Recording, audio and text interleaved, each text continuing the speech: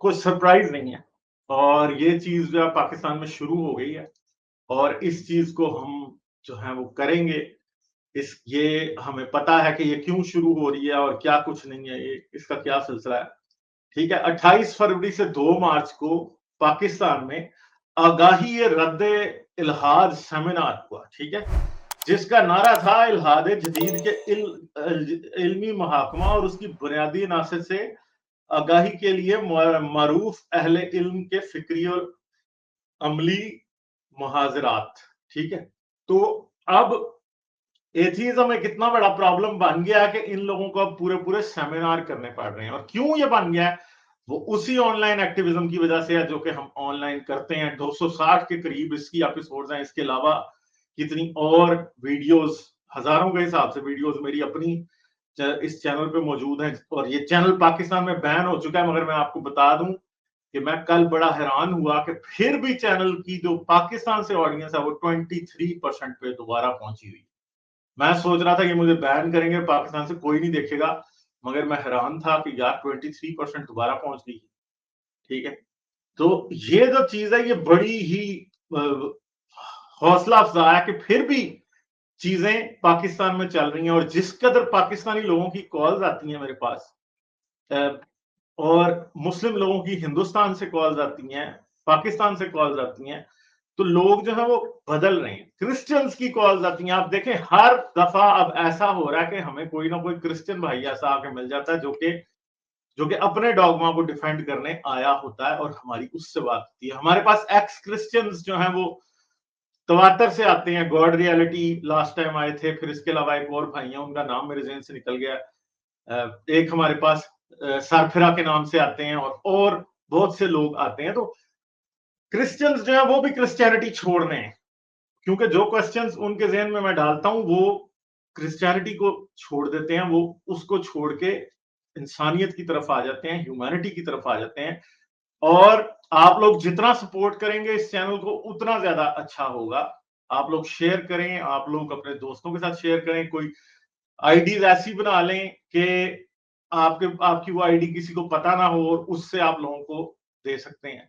ठीक है, तो ये जो चीजें हैं ये सारी की सारी बातें हम लोग आगे लेके जा रहे हैं और होपफुली आज हम लोग ये बातें बहुत आगे तक जाएंगी, चीजें बढ़ेंगी। कहाँ पाकिस्तानी फ्री थिंकर में हम लोगों ने काम शुरू किया था, बड़ा मुश्किल था उस टाइम। पाकिस्तानी फ्री थिंकर भी हर वक्त ब्लॉक हुआ रहता है।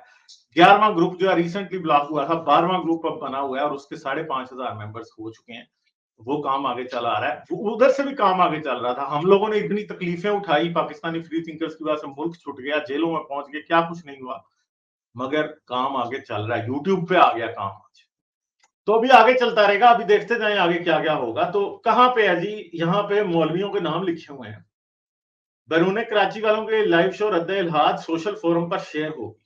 ठीक है, ये बातें कर रहे हैं। अब इसमें क्या अहम मौजूदात क्या है, इल्हाद जदीद का इल्मी मुहाकमा के उसके ऊपर इल्मी जवाब देंगे। इल्हाद जदीद और दीनी मदारस और दीनी मदरसों को इल्हाद के बारे में या एथीज्म के बारे में क्या करना है। इल्हाद जदीद का इल्म नफ्सियात की रोशनी में तजिया। अब यहाँ पे कि साइकोलॉजी की रोशनी में एथीज्म का तजिया करेंगे। अब इन्हों के पास एक ही बात होती है, हाँ जी मुल्हिद तो पागल है। खैर मुल्हिद पागल है तो आज मुल्हिद खुद ही कहने लग जाते हैं एक दूसरे को, तो अब इस बारे में क्या बात की जाए। मुल्हिदीन से मुकालमात के असूल आदाब, ठीक है, कि मुल्हिदीन से किस तरह से बहस करनी है, किस तरह से डिबेट करनी है। इल्मुल कलाम और मुतकल्लिमीन की खिदमात का एक जायजा। इल्मुल कलाम मतलब डिडक्टिव रीजनिंग जो है उसको किस तरह से यूज करते हैं ये बताया गया। अल गज़ल फिक्री का तारुफ, ठीक है, तो यानी यहाँ पे यानी जो फिक्र या जो सोच बनानी है वो किस तरह से बनानी है। फलसफा जदीद के असासी अफकार यानी मॉडर्न फिलॉसफी की बुनियाद क्या है और मशहूर शुबहात का जायजा। और लोगों के जहन में जो बड़े पॉपुलर किस्म के शक व शुबहात आ जाते हैं वो क्या है। इल्हाद और लादीनियत का सैलाब और नौजवान नस्ल की हिफाजत। ये देखें, ये जो लाइन है ना ये वाली, ये एक कन्फेशन है कि इल्हाद का, जो मैं अक्सर कहता हूं, इल्हाद का सुनामी आ रहा है, एथीज्म का सुनामी पाकिस्तान में और इस्लामी दुनिया में आ रहा है।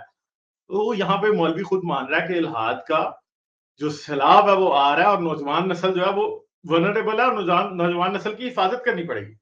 फिक्र नानतवी और थानवी और लादीनियत का इल्मी तकाकुब।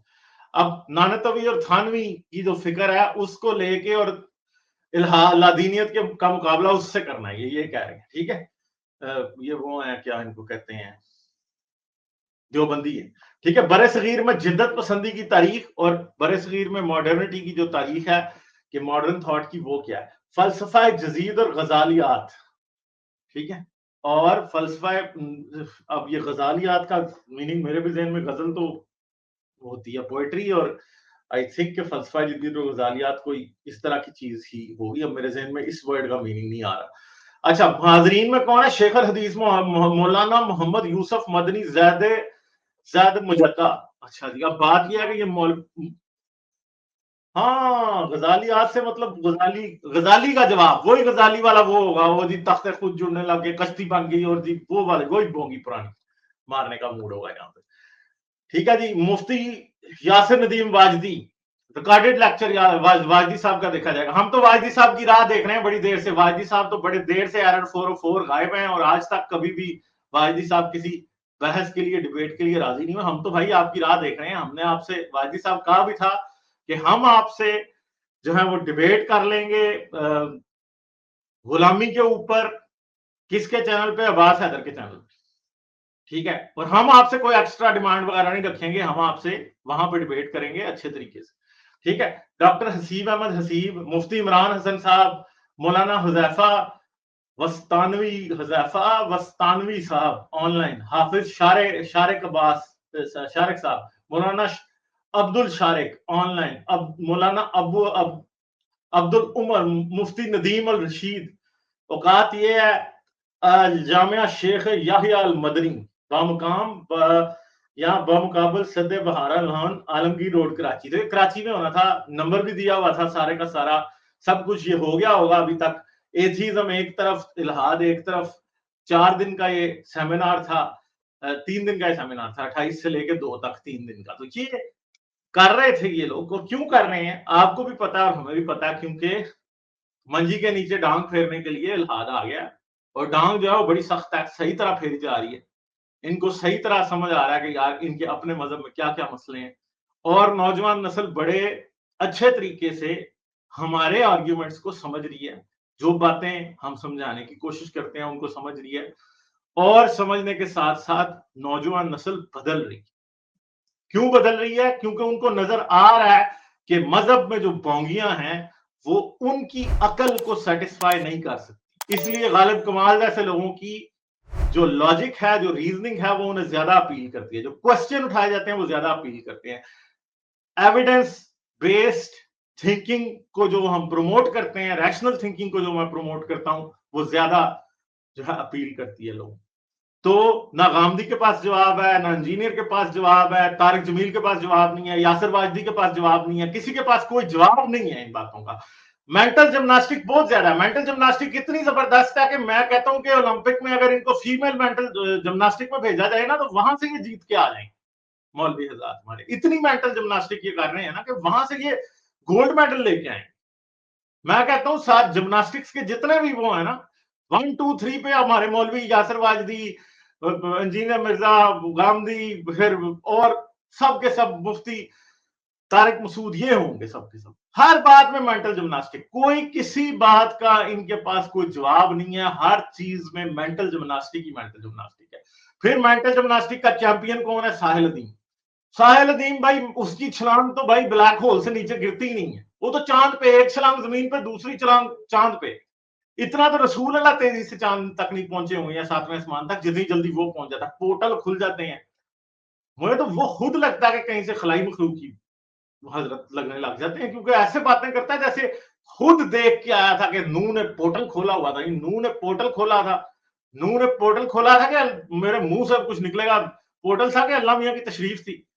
मतलब क्या हर वक्त ऐसी बातें करते रहते हैं ये लोग, ऐसी ऐसी बोंगियां, तारीखी बोंगियां ये मारते हैं। मैं कहता हूं आज से जब 50 60 साल बाद, 100 साल बाद लोगों को अकल आएगी ना, तो लोग क्या के मार मार के हंसेंगे इन बेवकूफों के ऊपर, जैसी जैसी ये बातें। ठीक है, पाकिस्तान में वुमेन फोबिया इन्होंने फैला रखा है, होमोफोबिया इन्होंने फैला रखा है, डेमोक्रेसी फोबिया पाकिस्तान में एग्जिस्ट करता है, अमेरिकी फोबिया पाकिस्तान में एग्जिस्ट करता है, माइनॉरिटी फोबिया पाकिस्तान में एग्जिस्ट करता है, अहमदी फोबिया पाकिस्तान में एग्जिस्ट करता है, एथियस्ट फोबिया पाकिस्तान में एग्जिस्ट करता है। हर फोबिया पाकिस्तान में एग्जिस्ट करता है। कहने को ये बड़े दलेर हैं, हर बंदे से तो हर बेदर आदमी से डरते हैं। ठीक है, वो राजा ज़ियाउल हक, वो डिस्को मौलवी पहन लेगा वेस्टकोट और जीन्स पहन के और सर पे जो है वो बेसबॉल कैप पहन के और हार्ली डेविडसन मोटरसाइकिल चला के वो लोगों को ये दिखा रहा है वो इस्लाम फैला रहा है। क्यों? क्योंकि उसको पता है कि अब इस तरह का ब्रांड इस्लाम का बनाना पड़ेगा। इस्लाम के अंदर अब वेस्टर्नाइजेशन अंदर डालनी पड़ेगी। ठीक है, तो वो क्या कर रहा है, वो जो बाइकर गैंग्स हैं अमेरिका के, उनका फैशन लेके आज इस्लाम को प्रमोट कर रहा है। मौलवी विद एन एटीट्यूड, इतनी लंबी दाढ़ी रख लो, उनके भी कुछ स्टाइल मिलते हैं इनसे, तो वो भी दाढ़ियां रखते हैं बाइकर गैंग्स, और टैटू वगैरह बनाए होते हैं। टैटू ये नहीं बनाते, मगर काम बिल्कुल जो है वही फैशनेबल बन के दिखाना है, स्टाइल से ज्यादा अट्रैक्ट करना है। पता है ना कि इस्लाम में कुछ नहीं है, इसलिए स्टाइल से अट्रैक्ट करना पड़ता है। मैं, मेरी बातों में कुछ है ना, मैं तो इधर दाढ़ी रख के नहीं बैठा, मैं तो इधर वो बना के नहीं बैठा, और अगर मैं बना के बैठ भी जाऊं तो कोई मसला नहीं है ना।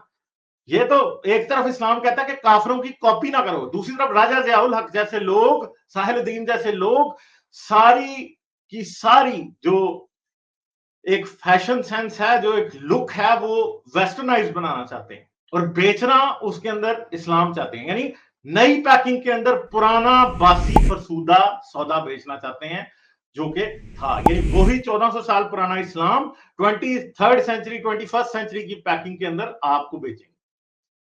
ठीक है, यही चीजें हैं बस, और कुछ नहीं है। वो जो यूके में रहने वाले, अमेरिका में रहने वाले मुसलमान हैं, जो वो देख देख के उधर के स्टाइल से इंप्रेस होते हैं, वो स्टाइल इंपोर्ट करके अब पाकिस्तान की यूथ को जो है वो चे बनाओ। ये काम इन लोगों ने अब शुरू कर दिया और यही ये लोग करते रहेंगे। ठीक है जी, लाइक, शेयर और सब्सक्राइब करना मत भूलें। इसके साथ साथ आप मेरे चैनल को पेट्रियन पर सपोर्ट कर सकते हैं। पेट्रियन का लिंक वीडियो की डिस्क्रिप्शन में है।